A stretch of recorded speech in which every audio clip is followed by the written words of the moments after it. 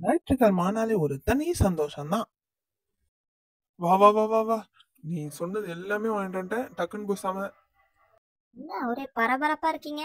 சரி போய் காயெல்லாம் கட் பண்ணி வைங்க, நான் அதை க்ளீன் பண்ணிட்டு வந்துடுறேன். டன்னு டன்னு. ஏங்க பூண்டு உரிச்சு வச்சிருங்க. மிரட்டுவா. ரோட்ல நின்று என்னடி கத்திட்டு இருக்க? பாடி, நான் எல்லாம் ரெடி பண்ணிட்டேன். க்ளீன் பண்ணிட்டியா? நான் வரவா? முடிஞ்சிச்சு இந்த வந்துட்டு இருக்கேன்.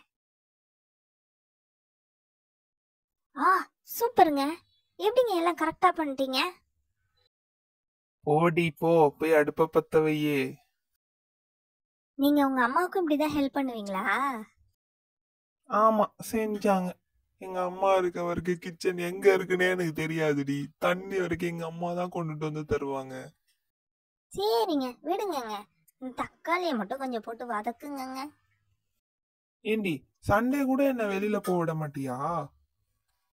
ஏங்க நீங்க என்ன சின்ன பிள்ளையானோ கிரிக்கெட் விளையாட போறேன்னு சொல்றீங்க? இந்த குமாரோட சேராதீங்கன்னு எத்தனை தடவை சொல்றேன். இந்த மாதிரி சேர்ந்தீங்கன்னா பாத்துக்கோங்க. ஏய், அவன் எனக்கு எவ்வளவு ஹெல்ப் பண்ணிருக்கான் தெரியுமா? சென்னைக்கு போகும்போதெல்லாம் அவன் தான் எனக்கு ஹெல்ப் பண்ணுவான். அப்ப நான்லாம் வேஸ்டா? அப்ப நான்லாம் உங்களுக்கு ஒண்ணும் பண்ணலையா? ஏமா, ஆளை விடுமா. தயவு செஞ்சு நீ உன் சமையல் வேலையை பாரு. வா பாரு, எல்லாம் நல்லா வதக்கிட்ட. இஞ்சி பூண்டு பேஸ்ட் எல்லாம். இருங்க சிக்கன் போட்டு நல்லா ஃப்ரை பண்ணிடலாம். இங்க அந்த மசாலா கொஞ்சம் எடுத்துட்டு வாங்க.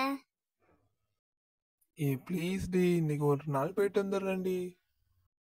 சரி ஓகே, அப்பனா சாப்பிட்டுட்டு நல்ல பிள்ளையா போயிட்டு நல்ல பிள்ளையா வந்துடணும், சரியா? அதுக்கு நீ போவேண்டானே சொல்லியிருக்கலாம். போ.